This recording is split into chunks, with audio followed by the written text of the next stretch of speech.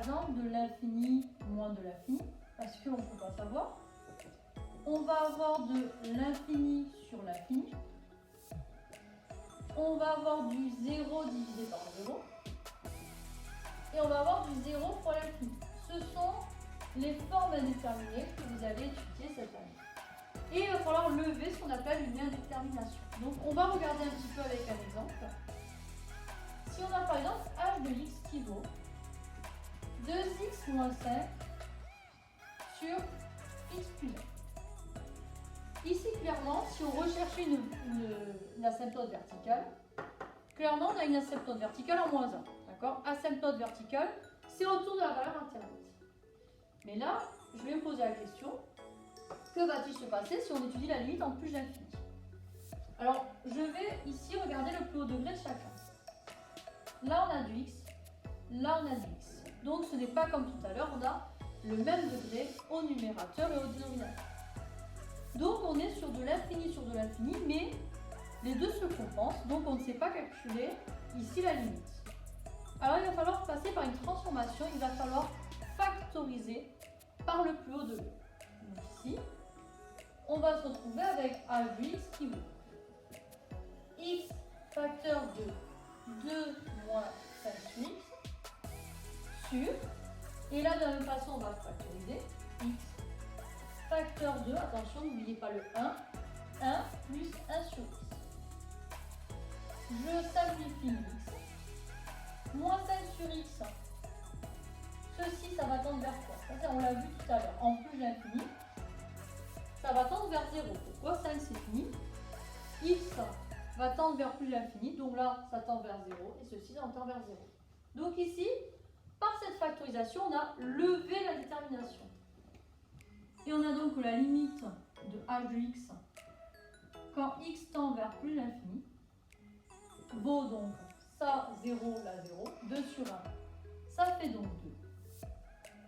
Et donc, est-ce que ça c'est une asymptote horizontale? En effet, puisque 2 est fini, ce n'est pas du plus l'infini, ce n'est pas du moins l'infini.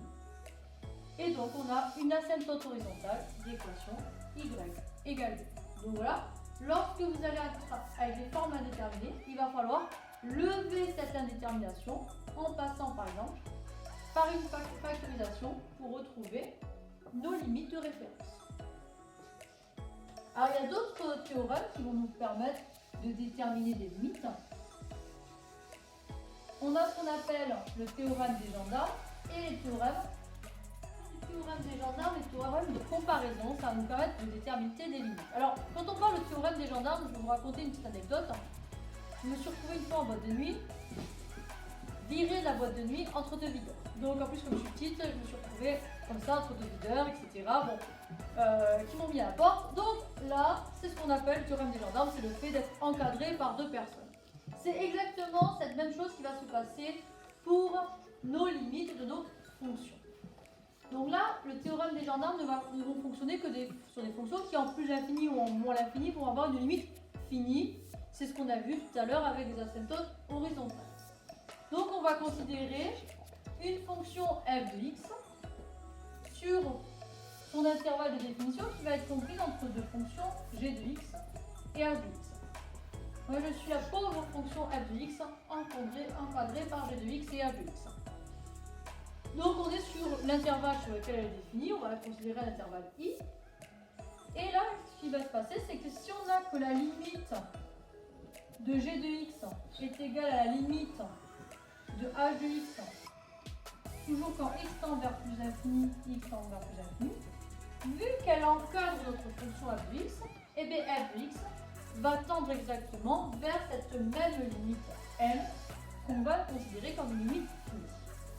Donc ça c'est quelque chose d'assez abstrait, donc on va passer sur des exemples concrets. À quel moment, en général, vous allez rencontrer ce théorème des gendarmes? Mais ce théorème des gendarmes, vous allez le rencontrer par exemple si vous êtes avec moins 1 à la puissance x. Pourquoi? Parce que moins 1 il est compris entre moins 1 et 1, en effet, ça alterne. Et ensuite, lorsque vous allez vous retrouver par exemple avec du cosinus x ou du sinus x, parce qu'on sait qu'ils sont compris entre moins 1 et 1. D'accord? Ça, je vous invite à regarder les vidéos sur la trigonométrie pour comprendre pourquoi c'est propriété. Alors, à quel moment on va l'utiliser? Alors, par exemple, si j'ai la fonction f de x qui vaut cosinus x sur 1 plus x. Et on veut étudier sa limite en plus l'infini. Et bien ici, on va considérer que cosinus x, il va être compris entre moins 1 et 1. Comme on va l'étudier en plus l'infini, on va considérer que 1 plus x c'est cos x.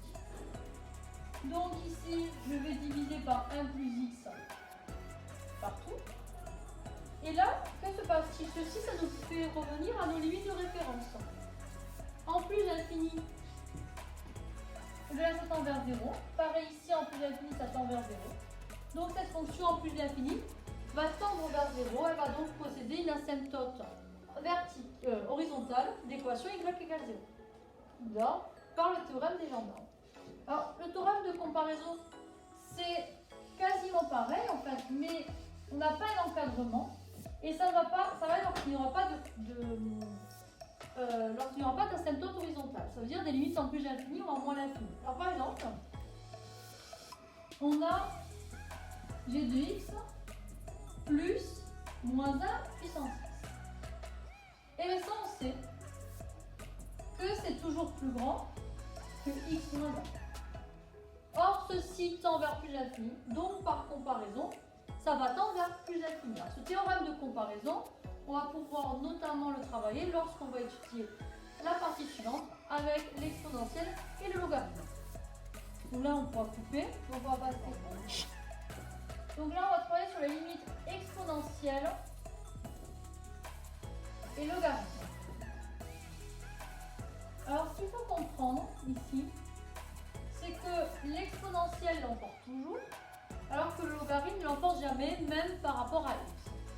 Alors là, on va travailler là-dessus en termes de limite de référence. Comme ici, e de x l'emporte par rapport à x, et bien là, ça va tendre vers 0 parce qu'on a l'exponentielle qui est mise au dénominateur. Alors, pour revoir toutes ces limites, je vous invite à regarder les chapitres sur l'exponentielle et le logarithme. Ici, c'est comme si on avait la limite de x sur ln de x quand x tend vers plus l'infini. Alors là, vous allez comprendre quelque chose, c'est que l'exponentielle l'emporte toujours, mais le logarithme ne l'emporte jamais. C'est celui qui a la variation, enfin, la croissance la plus faible. Donc là, ici, c'est le x qui l'emporte. Or, lorsque c'est le numérateur qui l'emporte, ça va tendre vers du plus l'infini.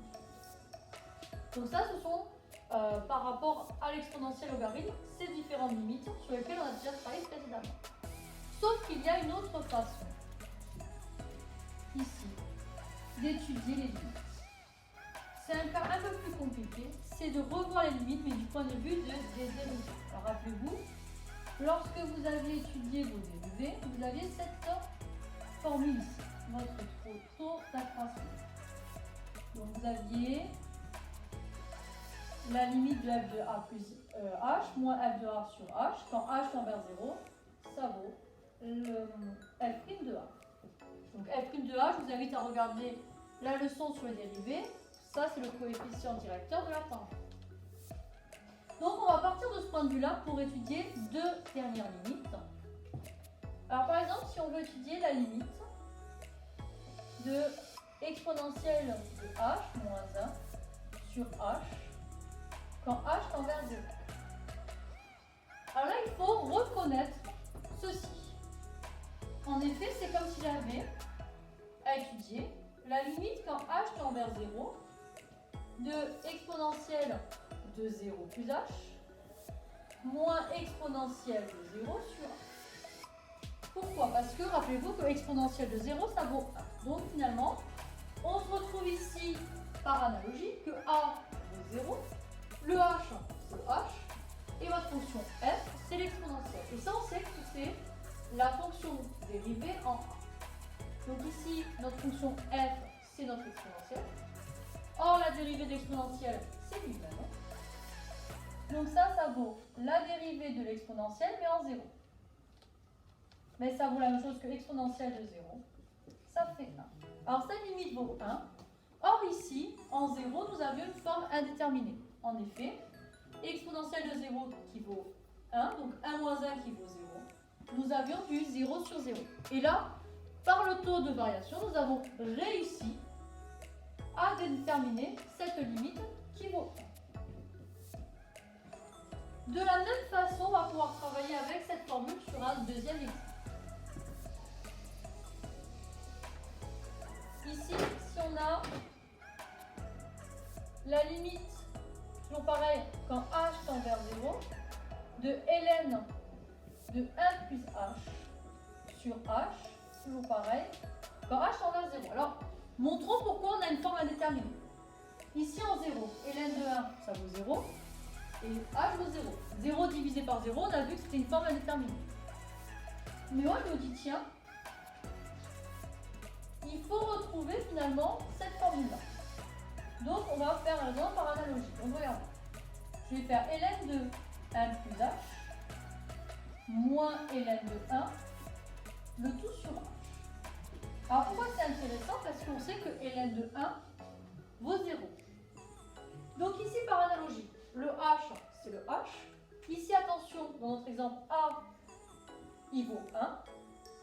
Et notre fonction f de x, c'est ln de x. Et là, on sait quoi? Que c'est la dérivée. Alors, ici, a vaut 1. Donc ça vaut la dérivée de notre logarithme en 1.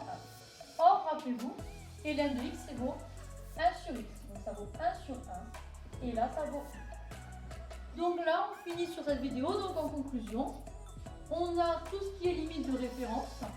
On a les théorèmes des gendarmes et de comparaison. Nous avons donc toute cette étude pour trouver nos limites.